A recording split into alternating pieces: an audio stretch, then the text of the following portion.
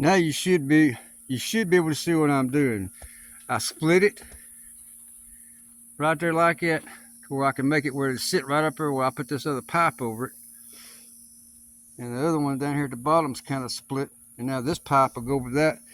And then I got me a couple of marks right here. At least I thought I had them on here somewhere, but I don't know where they're at.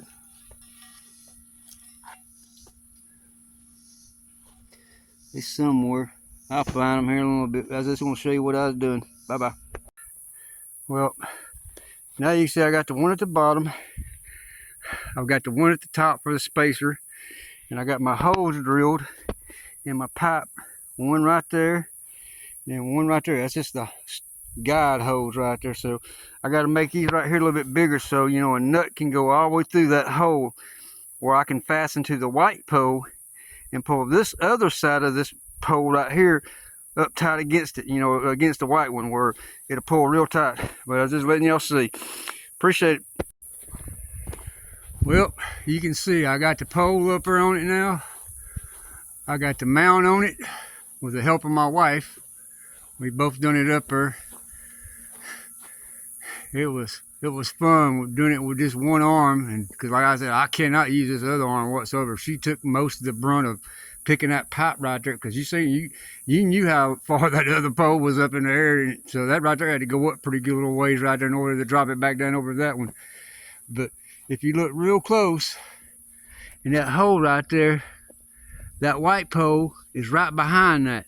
Well, I'm gonna come from this side right here, and I'm gonna put the bolt through it.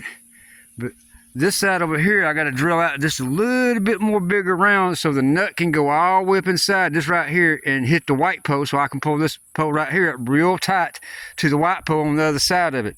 Once I do that, then this right here will be locked onto the pole real good, and I ain't got to worry about it no more. But I did get it up there. I got it on. So now we slowly but surely we coming together with it. So I was going to show you one other thing I got to do. You can see I got a 2x4 up there on top of that right there.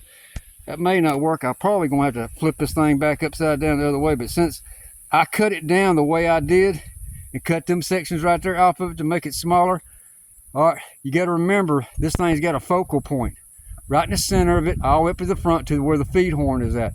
So since I cut it down, now the focal point has changed.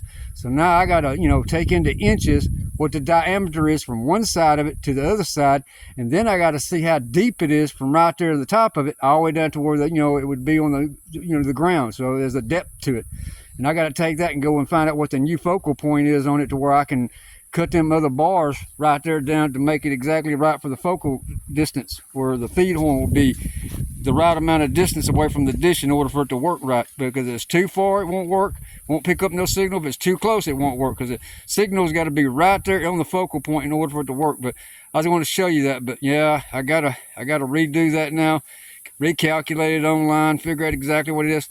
I think I done it for 7.5, and it showed like it was 3.5 foot. So I need to just redo it and make sure, because I don't want to be messing around with this thing too much, because you can see how far it's going to be off the ground. It's going to be up there a little ways. So I just want to make sure I get it right when I get it up there. But just giving y'all a little bit more of an update. I appreciate it, y'all. Bye-bye.